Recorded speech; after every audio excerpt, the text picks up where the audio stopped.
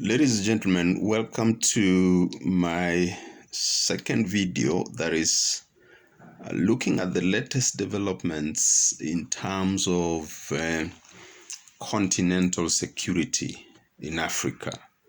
In my last video, I reviewed some of the relevant literature and walked you through some of the prominent texts that can help you to understand the quest for continental security, infrastructure, and system in Africa.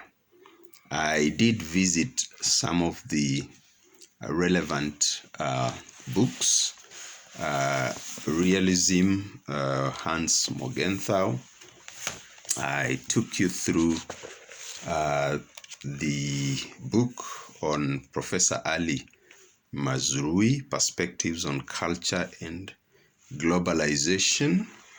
I also looked briefly at two other books, which is The African Regional Security in the Age of Globalization and Rethinking Global Security, an African Perspective. Those are the relevant books that have guided my discussion in regards to security in Africa and the imperative of continental security. The reason we are discussing this is, of course, what is happening in West Africa, which has created this groundswell of Pan-Africanist feeling. And I reasoned in my first video that without security at the continental level, in line with the realist paradigm of international politics, it will be very difficult for Africa to be able to defend itself and also to be able to deal with the internal contradictions which continue to make the continent unable to move forward.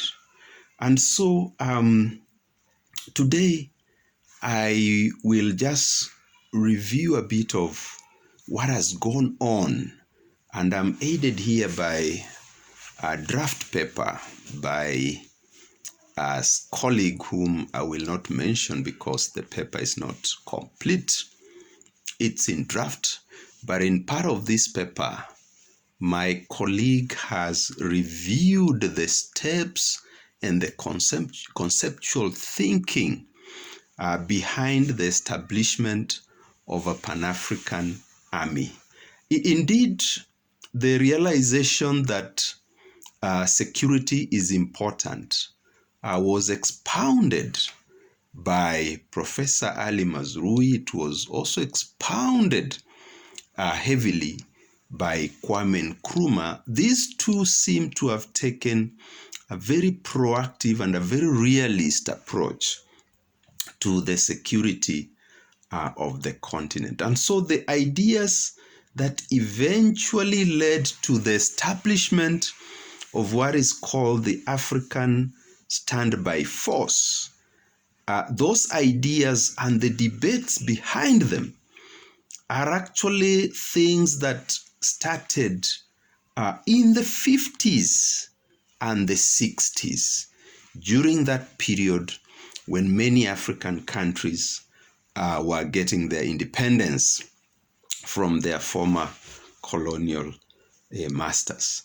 And let me point out that, of course, there are two ways of looking at the integration process in Africa.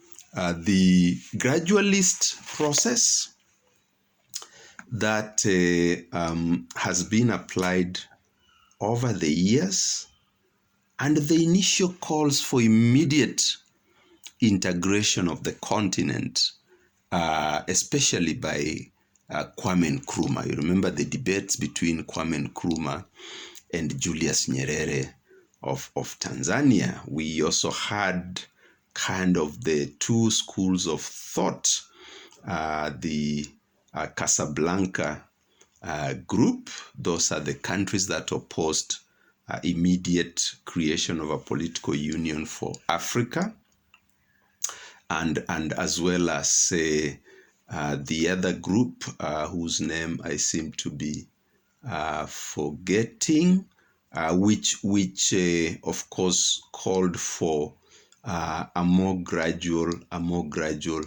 approach to the unification of the continent. So we had those two groups. The other one, of course, is the Monrovia group. We had those two groups and those two contending visions of how Africa should integrate. So the thing to say here is that the gradualist approach of uniting the continent, which then we have seen increasingly in the regional integration process, which now is basically managed through the regional economic communities, and which has taken a largely neoliberal economic integration approach. When you look at that process, and when you look at the parallel process of creating maintaining the idea of a Pan-Africanist army or military, you find that they have followed the same conceptual and practical hindrances until the present moment. So the formation of or rather the idea and the formation of the African standby force was preceded by quite a number of ideas. Kwame Nkrumah had called for the formation of an African high command, a centralized a unit very early. That is the same idea that the scholar Professor Mazrui supported in his Pax Africana. We also had quite a number of things that then happened after that. A number of ideas which were discussed and discarded. So the idea of the African High Command, which was seen as a radical proposal from Kwame and Nkrumah. There was the idea of OAU Defense Commission, again discussed and not acted upon. The 1963 Ghanaian proposal of a Union High Command. So all these were discussed, some even structural designs were made to show how they could work.